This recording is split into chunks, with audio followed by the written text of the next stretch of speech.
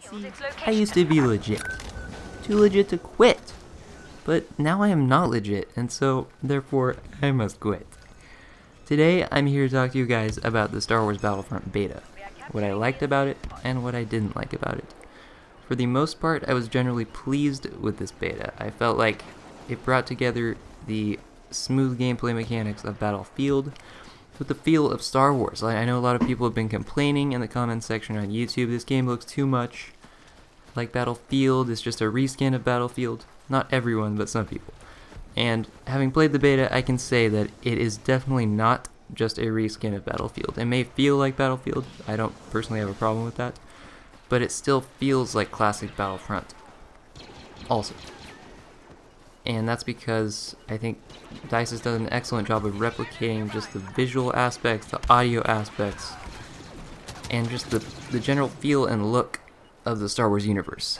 I know they're able to use a lot of the original movie props and stuff to create just complete accuracy, or to be as accurate as possible when you're talking about a fictional universe. But I think that the game suffers most from balance issues.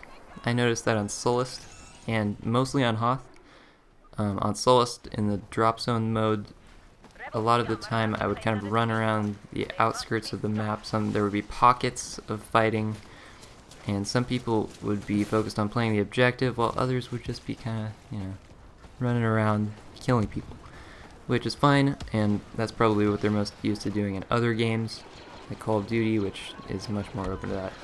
This is definitely a very objective-based game, like the original 2,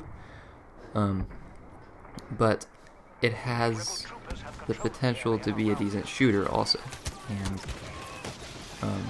it's taken what the original game did well, which was basically just being very Star Wars-ish, having that amazing feeling and authenticity, and it's just amplified that and brought it to the forefront, brought it into the next generation, which is what they needed to do. They couldn't really stick with the old formula because it just feels outdated, and it's definitely very fun to go back and play the original 2 games, but they're kind of stuck in the past, and what they did to bring this game into the future was to make it more of a casual shooter, so that people who weren't Star Wars fans, and people who were Star Wars fans, and people who were just fans of shooters in general, casual shooters like Call of Duty, and maybe more hardcore shooters like Counter-Strike, more competitive shooters, they could all enjoy this game.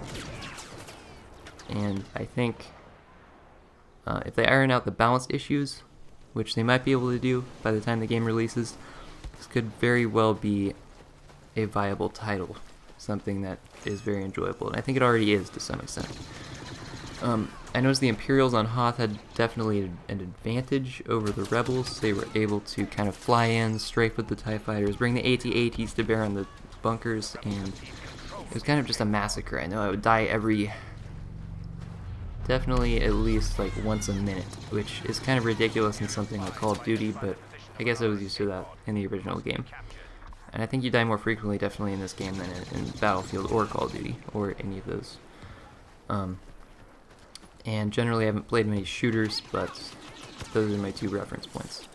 So basically I think this game is kind of a marketing ploy, in the sense that it's driving directly in to the hype surrounding Star Wars Episode 7, and you can't really blame them for riding the hype train, because, I mean, from a business perspective, it's pretty brilliant. They're releasing the Battle of Jakku as DLC, and for those who pre-order, I believe you get it early. I have pre-ordered myself, which I don't usually do, but I found it kind of irresistible, being a Star Wars fan, which is what they want, and that's could be perceived as a bad thing, could just be marketing. I mean, it could be kind of a pathetic piece of DLC, I don't know, we'll have to wait and see, but it's definitely going to be interesting to see if they milk this game for the DLC like a giant freaking bovine or something, or if they're able to kind of blend it seamlessly, not release too much DLC, not overprice it,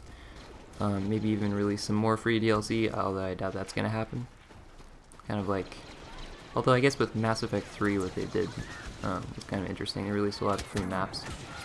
but you still have to pay for a lot of the multiplayer content, although I didn't.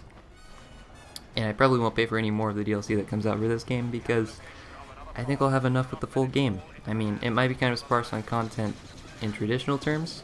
There might be only like 5 or 6 maps, I think, Endor included.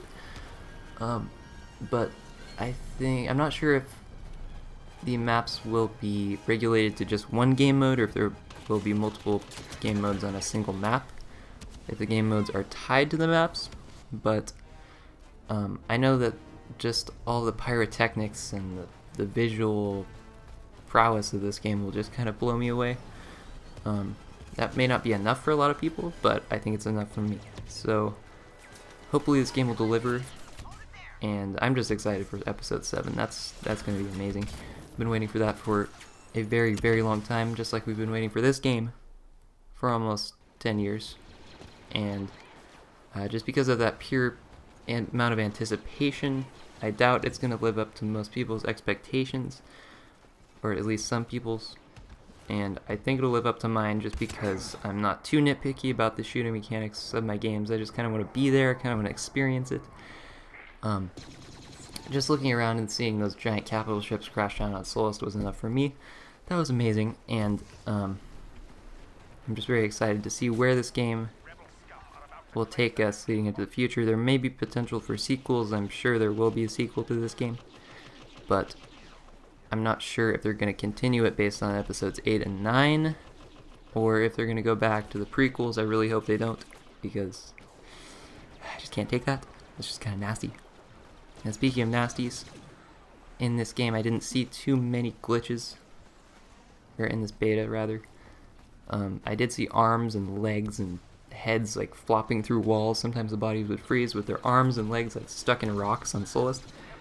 And personally, I enjoy that. I think it adds a bit of character to a game, and I hope they leave that in. I mean, who knows, we might see like bodies stretching and twisting like we saw in Black Ops 2. Alright, lastly, I'd like to talk a little bit about nasties and what they are, as well as their importance. Now, I've been noticing nasties in games leading all the way back from the original Xbox to current gen, which I found surprising because I thought when we transitioned from previous gen to current gen that nasties would pretty much be eliminated and games would kind of evolve to the point where they would omit glitches and all that other kind of stuff. But that's pretty unrealistic because glitches are always going to be there, and games really haven't evolved that much from the previous gen to the current gen. They've made some evolutions, or they've evolved, but they haven't changed all that much. And I've always enjoyed little glitches like this, and that's kind of what this channel is going to be focused around. Not in the sense that entire videos will be focused around these glitches, these nasties, but basically I'll be pointing them out in walkthroughs and other stuff that I'll be doing on this channel, and just generally educating everyone about the importance of nasties. Because games are never going to look like films, they're never going to totally appear natural. A lot of body movements aren't natural in games and stuff. You can create nasties, go into private matches. Won't be able to do that in Battlefront because I don't believe they'll have anything like a private match. It'll mostly be online multiplayer, but I think it should be interesting to see everyone's reaction to the first nasties. Have a good day.